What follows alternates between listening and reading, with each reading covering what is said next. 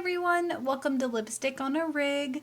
Today we're going to be making this adorable fall beanie.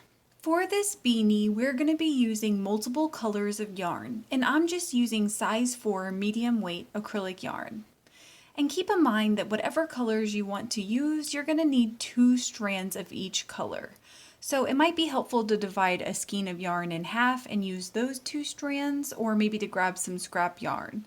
And of course you can always just buy 2 skeins of each color that you want. And we'll also be using a size K or 10.5 crochet hook. And for this entire project, we are going to treat the 2 strands of yarn like they are one. So go ahead and grab 2 strands of the color that you want to form your beanie brim. And what we're going to do is we're going to attach those 2 strands to our crochet hook with a slip knot. And then we're going to chain 5. And from here, turn your chains over, and what we're going to do is place 1 slip stitch in each of these 5 back bumps back here. And if you notice that these back bumps are really tight, it might be helpful to just start over and make your chains really loose.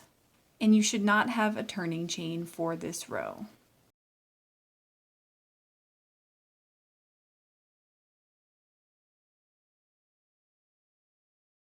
And when you get to the end of your row, chain 1 and turn your work. And so from here, we're going to place 1 slip stitch in each of our back loops only, going all the way along our row. And we're going to skip our turning chain, so diving right into the back loop only of our first stitch, we're just going to insert our crochet hook and then yarn over and pull through for a slip stitch. So go ahead and repeat this for all 5 stitches in your row. And when you get to the end of your row, chain 1 and turn your work. And from here, we're just going to repeat that last row over and over and over again as we form the length of our beanie. So go ahead and repeat this until the beanie gets to your desired length, which for me is going to be around 16 inches or so. And once the brim has reached your desired length, which for me was roughly about 16 inches, then what we're going to do is we're going to slip stitch these 2 edges together.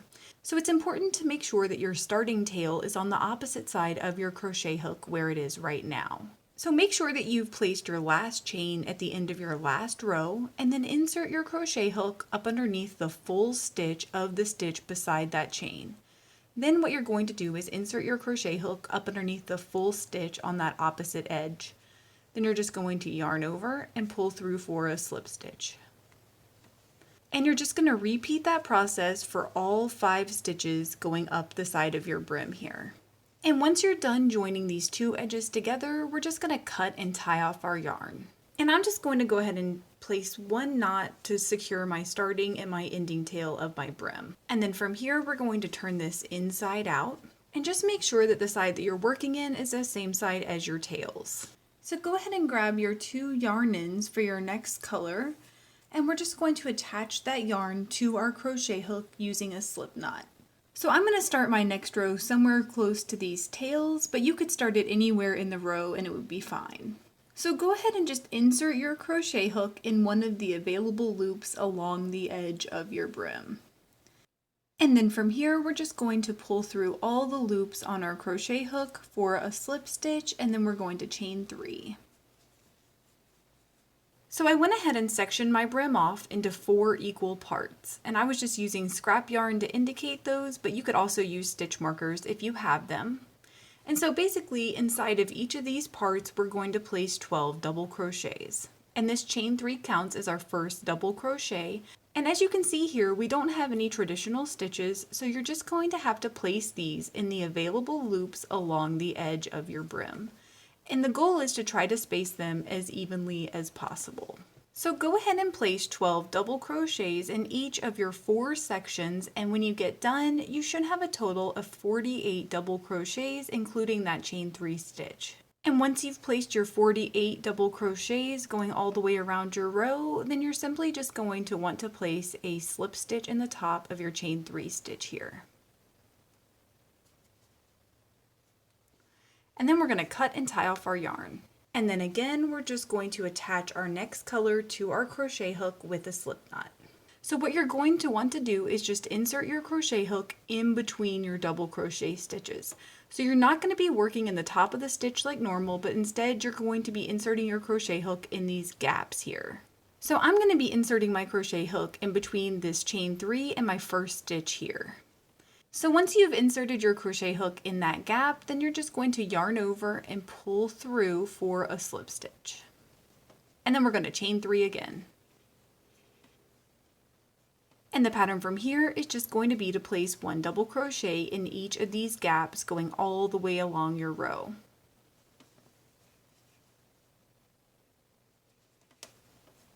And when you get to the end of your row, it should look like this. So now all we're going to do is place a slip stitch in the top of our chain 3 stitch just like before, and then we're going to cut and tie off our yarn.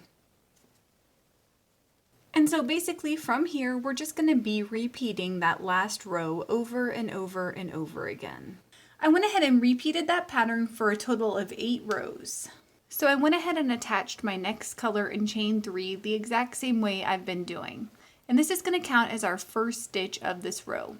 So go ahead and place 1 double crochet in between your next 2 stitches.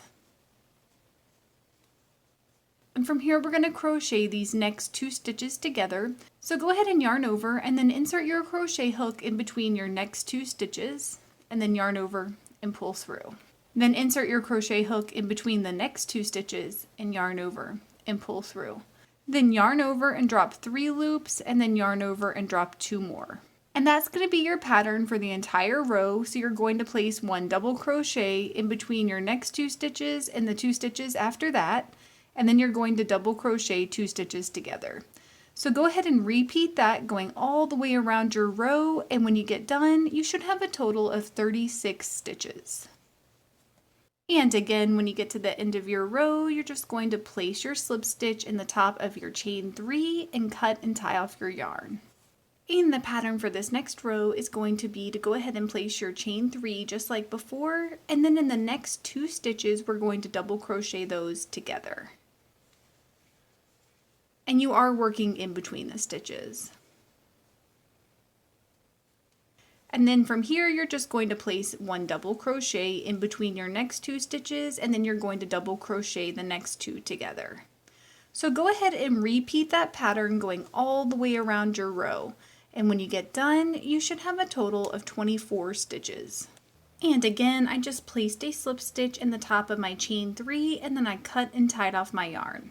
So when you go to insert your crochet hook, go ahead and insert it in between your first 2 double crochets and then yarn over and pull through. Then you're going to insert your crochet hook between the next 2 stitches and yarn over and pull through. And then you're going to just simply yarn over and drop all the loops on your crochet hook. And from here we're going to chain 3. And then from here, you're just going to double crochet your 2 stitches together, going all the way around your row. And we are still working in between the stitches here. So go ahead and repeat that, going all the way around your row, and when you get done, you should have a total of 12 stitches. And again, I just placed a slip stitch in the top of my chain 3, and then I cut and tied off my yarn. And for the next row, I'm just going to repeat this last row with my next color. And at the end of the row, you should have a total of 6 stitches. And after you've placed your slip stitch in the top of your chain 3, then you are done and the hole should be very small. And from here, I just like to secure my light colored tails together just to ensure that they aren't going to go anywhere before I cut them short. And in the description, I will link to my DIY pom-pom maker. Please let me know in the comments below if you experienced any issues while you were making this, and I will do my best to help you out. If this video helped you, please give it a thumbs up and consider subscribing to my channel, Lipstick on a Rig. Thank you so much for working with me, and I hope you have a wonderful, awesome day.